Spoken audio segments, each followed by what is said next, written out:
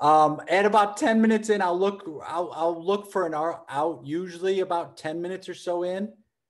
And then, yeah, and then I just like chatting to folks about like how they got in improv and yeah, I want to hit up the whole idea of the jam and what your thoughts are of jams and things like that. We are now live, my friend. Pick a number between, let's see, pick a number 1 to 28. 27. Oh yeah, I love it. I don't have to count that much. So this comes from Jay Graigory, and our suggestion is that giggle is everything, and everything capitalized. I love it. Great. That giggle is everything.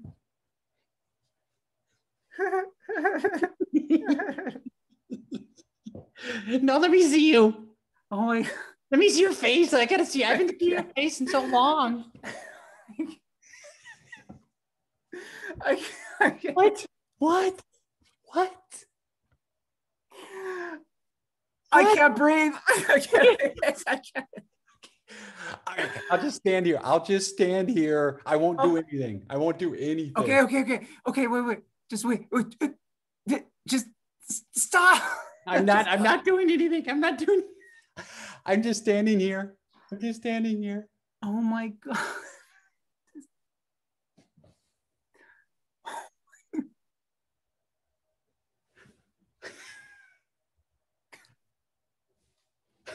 I'm here. I'm hiding. Oh my God. You okay? Yeah. Oh my God. What? What, Terry? What? I know, right? What?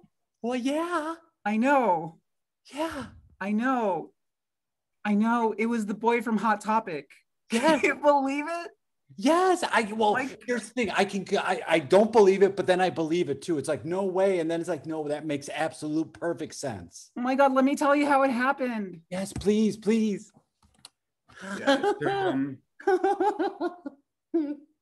Yeah, we got some like emo stuff in today. Okay. Great. Are you choking?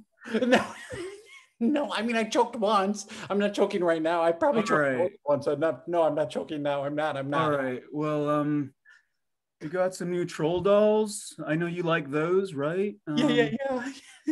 This one has a little diamond in his belly button. I'll take it. Oh my God, I know. It sounds right? like a dream come true. Oh my God. He knew my name. What? Get out of town. Oh.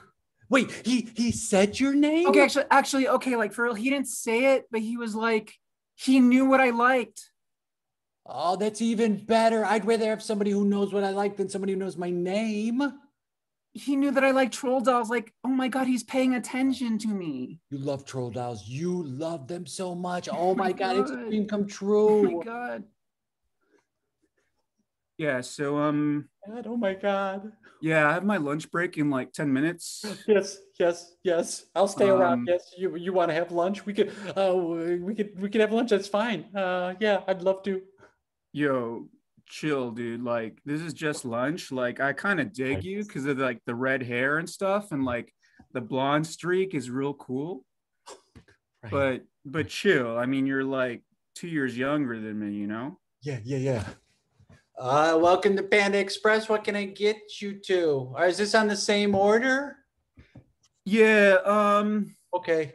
Yeah, it's 2021, so I'm not going to order for the lady, but for me, I'll get some chow mein. The combo with the is the shrimp and the. Can you get the half shrimp and the half beef and broccoli? Yeah. I have to charge you for a full the full entree, but you can get half and half. All right, cool. Okay. Oh my God. For me, I'll get whatever he got, whatever that was. Chow mein and beef and broccoli. Literally, that's my favorite. I've never loved anything but that. Okay. Do you want anything to drink, or do you want some dessert? We have it's a cinnamon. We're on a date.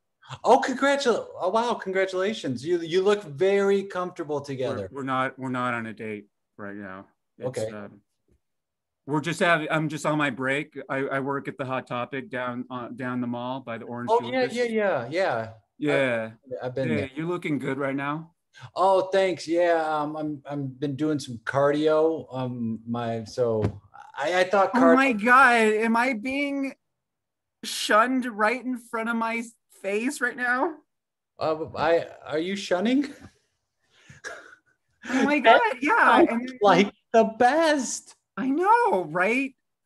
It was such an adventure. I mean, he took me to his favorite restaurant.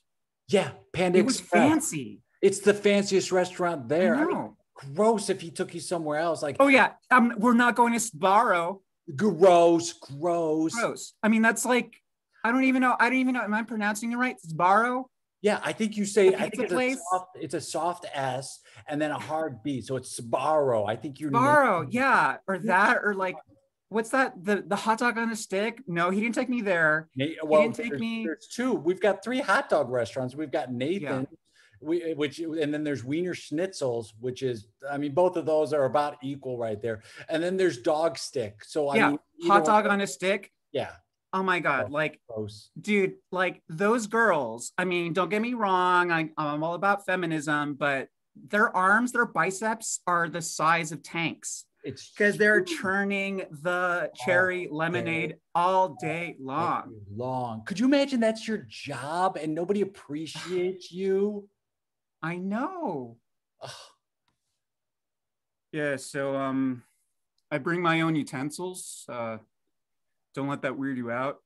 I was gonna say I brought mine and I didn't want to say it because I was like, but I never leave home without it. Yeah, man, it's like people touch everything, you know? Yeah. Wait? Do people get weirded out that you bring your own utensils? People get weirded out, they get offended. Bullshit. It, That's on it's them, like dude. it's like the equivalent of like when you like tell a chef that you want to put ketchup on your like Oh, steak. oh, oh, I can't even. Don't even say that anymore. Sorry, That's man. ruining a masterpiece. Dude, Yeah. brother, can I tell you? I met this chick today. Yeah. Go Well, I on. mean, I kind of know her, but Yeah. I mean, we met sort Yeah. of. I mean, I took her to Panda Express. Whoa, You know, whoa. I know, Special. I know. When's the last time I did that, right? I don't. I mean, it's been a long. Well, Well, Cheryl. I don't want to bring it up. I don't. I know she broke your heart. I know she broke your heart, but you're better off for that. oh my God. You are the worst. Why? I Why? am Cheryl the Queen. Get on my Cheryl. Just get on my motorcycle. Let's talk about this. Let's go by Lake Minnetonka. Let's just talk about it. Get on my motorcycle. Why are you breaking up with me? This is the last time I get on your motorcycle. Just get on the motorcycle, Cheryl. We'll talk about it down at the No, lake. because right? you know how this ends. I get on the motorcycle. I am mesmerized by the air and the miles and everything. This is the last time. Hey, look, I'm sorry I've been somewhat emotionally distant. I'm struggling with some things and I'm taking it out on you. Sorry. Done and done. Yeah. Yeah. She handed you your heart, gave it right back to you. I can't believe. I mean, this girl must. She's the first girl I actually gave my fortune cookie to. Whoa. Hey, can I ask you something? Yeah. Deep down inside, what are you scared of? Honestly, Yeah. my past, bro. Yeah. Solid.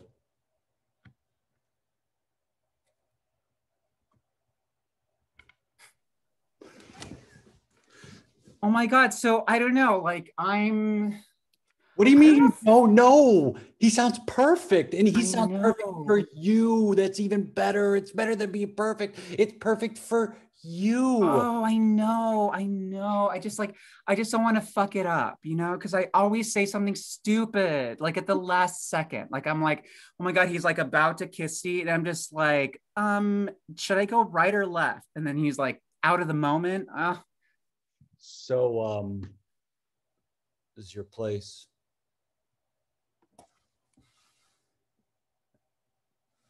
I have raccoons. Like a family of raccoons? No, like they're not my raccoons. I just want you to know, like, if you come over, there's a pregnant mom raccoon in my backyard on the patio, and she hisses.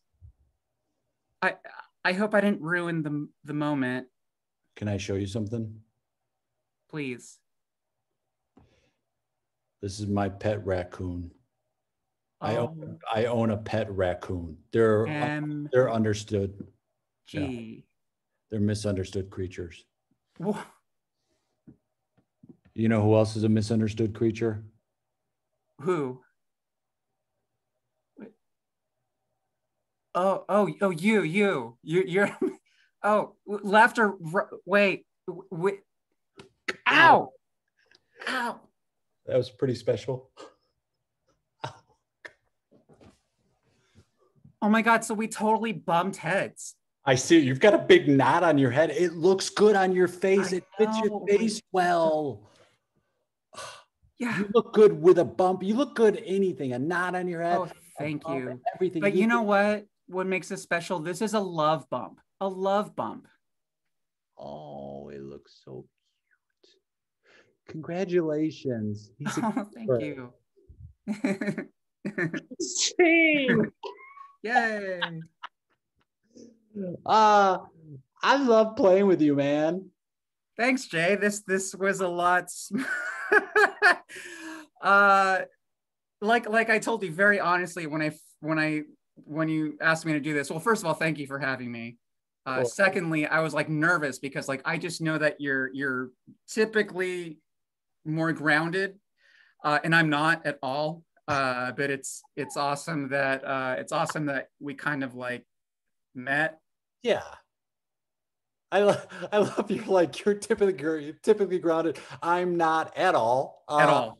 But it's I'll be honest, it's hard to describe your style. Once you see it, you're like, makes complete sense. You're like, I think we talked about this. You're like got a big streak of punk rock in you that improv is. Oh, I love that. Yeah, and you get on stage and it's just like, we're not sure what's going to happen. And I think that's really fun to watch. And that moment of like anything, you come in with nothing's random, nothing's weird to you. You just jump in and go for it. And that's so unique, man. I appreciate that. Two things come to mind. Number one, I never like, you know how some teachers say like don't try to be weird on purpose. I never am trying to be weird. That's literally just my brain doing its thing. Right. Second thought is I'll never forget once I did a show or I directed a show called Improv. So it was a show which was like it was like just the whole like flipping improv on its head.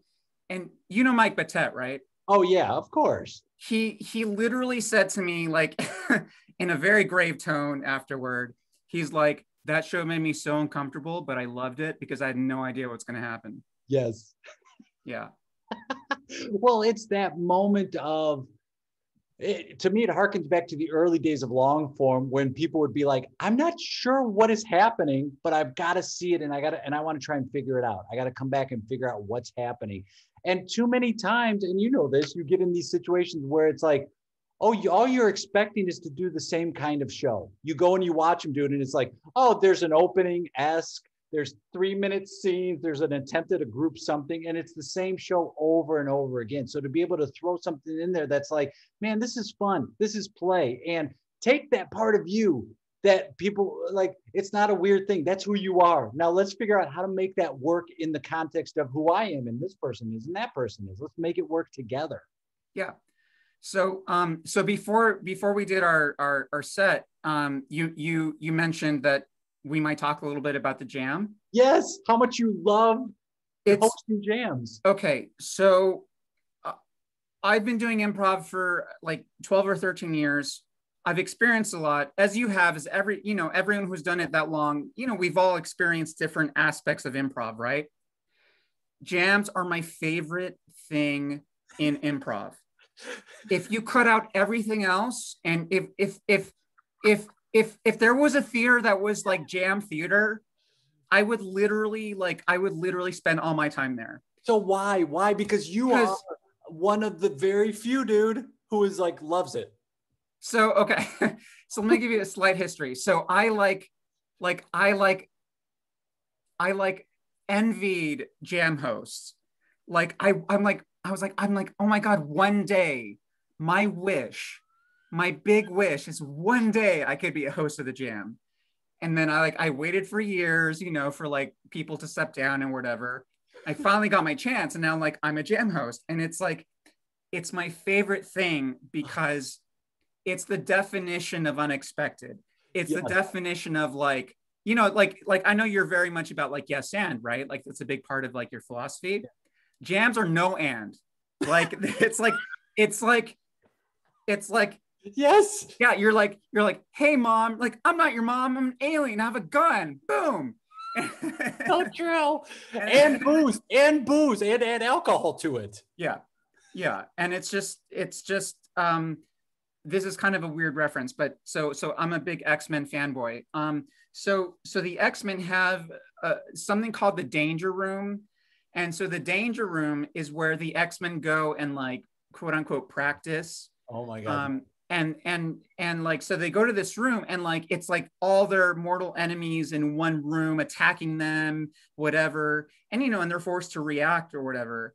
To me, jams are like that. It's like, you gotta just like, you know, like if in your head you have this whole thing of like, oh, I'm gonna have this nice slow scene where like we're building two characters, and oh yeah, like literally someone's gonna come in with a tornado, and just like literally, or like literally, oh, like someone walks in like, oh, you're on fire now, or whatever. Somebody just walks in and it's just like, hey, what's going on? Like they're not even attempting to improvise. It's just like, are we getting beers? You're like, and I do, you know, what's funny is I do actually relish if I'm at a jam, like I don't make it a point to go to them because most of the time they're late and I'm like, oh, they're late. But if I'm at a jam, I want to go up with the worst person. Honest to God, I want to be like, who's the train wreck? That's the one I want to get on stage. Who's the person who there's no chance you could succeed in a scene with? That's the one I want to get on stage with. For I don't know what it is, but for me, I'm like, that's and it's the X-Men, the Danger Room, where you're like, all right, motherfucker, here's a chance for you. Do you think you're a good improviser? Get on stage with someone who's going to do everything that you don't want to do and make that scene work. And I have to admit that sometimes I don't know, this might make me a little bit of a bad person, but I sometimes take advantage of that. So like if I know someone's like super new and they're doing like all these mistakes or whatever, like I know I'll get a laugh. So like, as an example, I once had this kid who was like probably like a 101 student or whatever. And he just kept walking through tables, right? Like just like the space work tables or whatever that like would be set up in the scene. And so the entire scene, I just spent picking up everything off the floor. But that to me is that's not a bad thing. Yeah. That's hilarious. I know. And there's also difference because your audience in those situations are other improvisers. Like it's not like a regular paying audience. Those are people there. We all, so the tropes of improv, the scenes, all that stuff, everyone is somewhat familiar with that. So I think it's a different situation than if it was in front of an audience. But even in a situation like that, to watch you pick up somebody's table in a show, dude, hilarious. So is it that element? It is that element, right? Where you're like, anything can happen. And I'm watching, and even if you're not in it, you're just watching from the sidelines, like what's going to happen. And in a selfish way, like not only can anything happen from other people, but I'm such an impulsive player that like, I could do anything and no one's going to bat an eyelash. You know, like I could come in as a helicopter with like a little thing on my head. Yeah. Into any scene, and no one's going to be like, oh, that's not good improv. It's a jam. Right.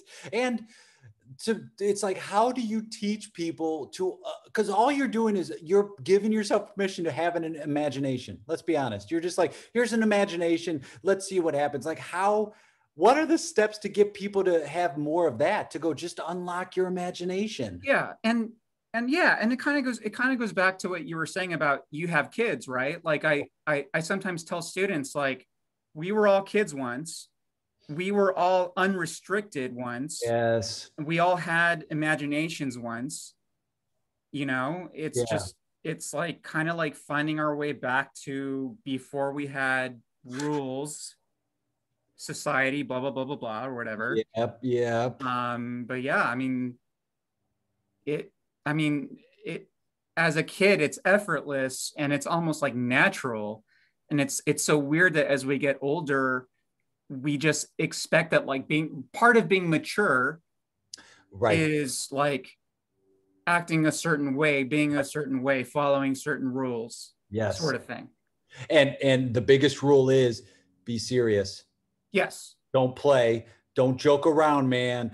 Be serious. Let's get serious. How many times, is that said? It's like, all right, it's time to get serious now. Let's get serious. You're not being serious enough. When are you going to be serious? Like, that is grilled into us the older we get. And then I think you get to a point, and it's probably like in your 40s as a human, where you go, I want to get back to the creative, the playful. Like, I've spent time being serious. It's not as fulfilling. How can I get back to that moment of, whether it's theater, drawing, music, whatever it is, to allow me to get back to that and see it's not a bad thing to be silly and playful and fun and artistic.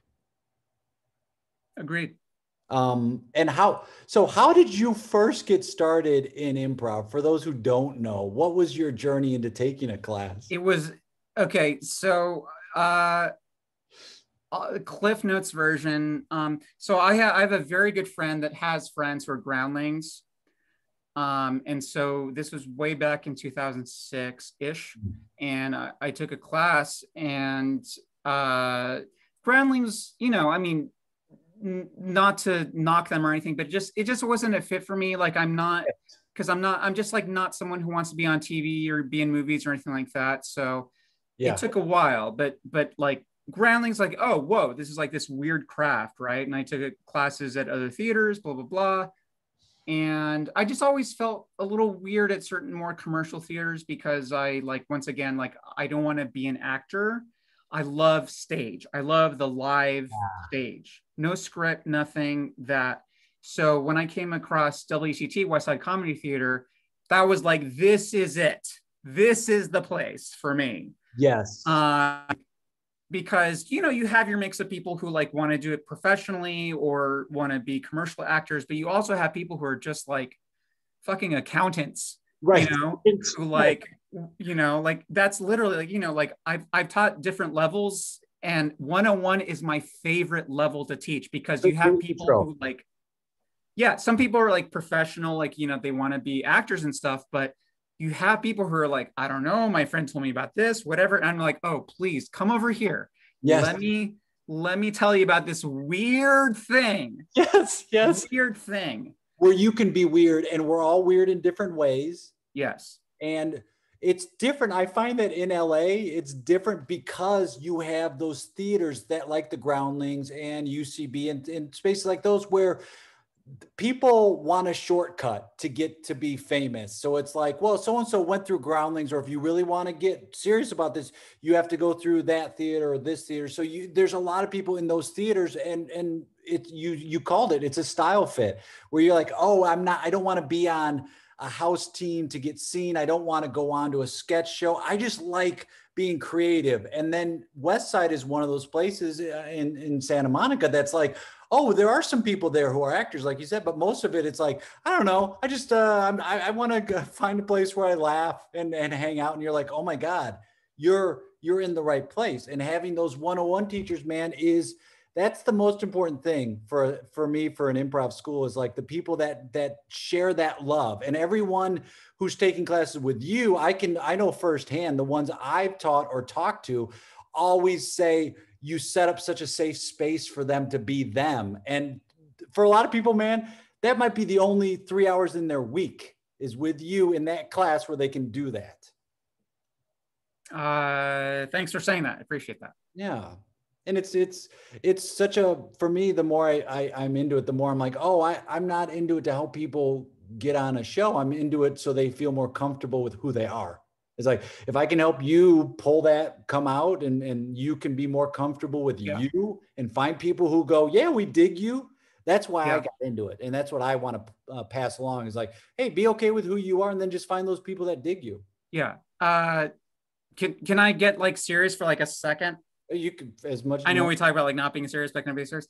So I'm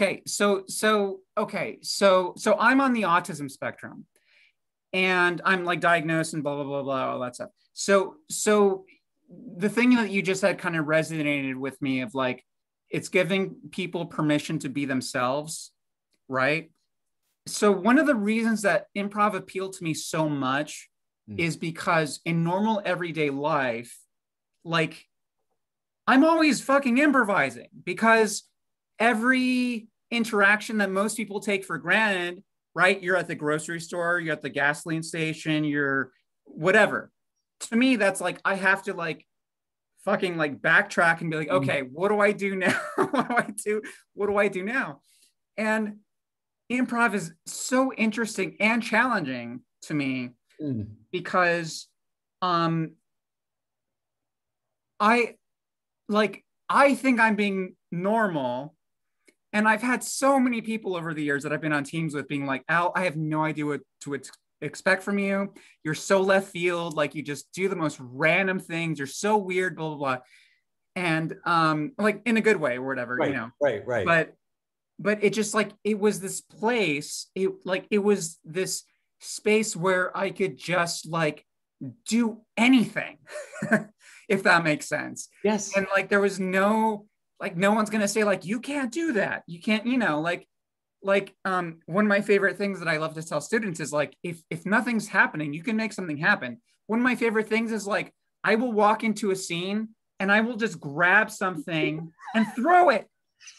Or I'll walk onto a stage and I'll just collapse, right?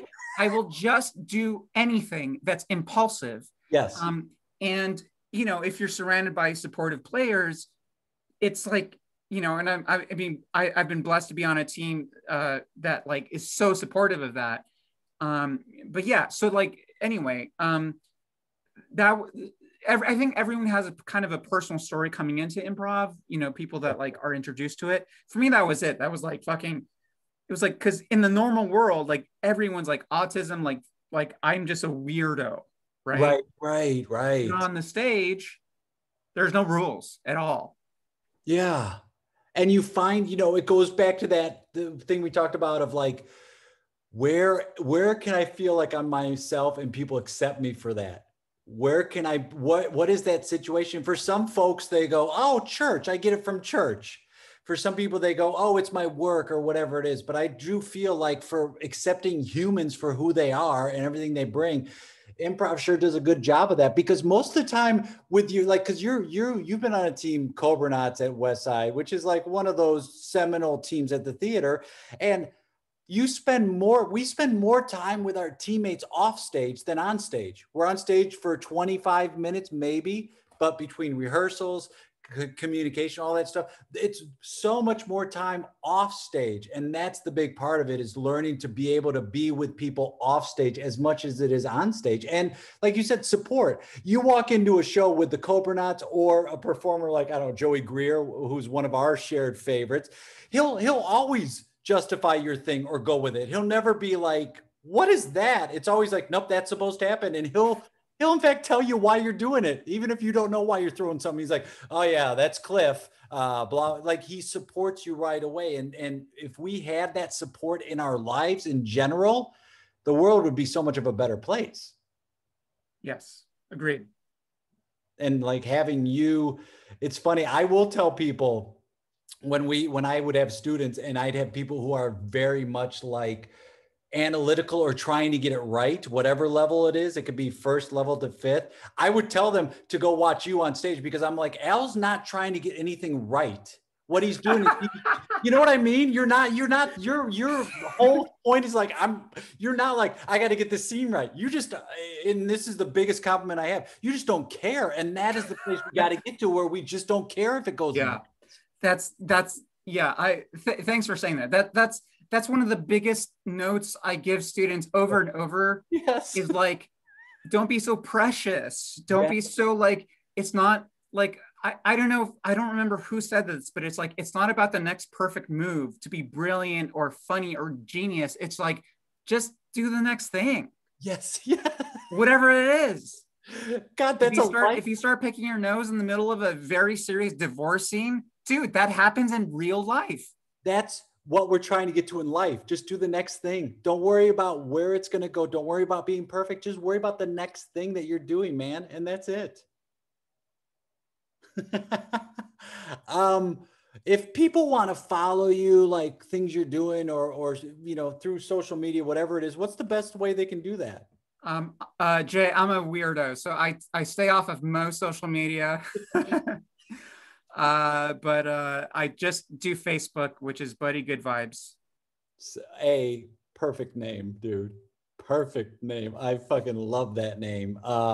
And B, man, whether it's in person, virtual, whatever it is, I can't wait to play with you again. Thank you for taking time out, my friend. It was so great talking to you. We had a nice conversation the other week, and playing with you is always a pleasure. I love it so much. Thank you. Thanks, Jay.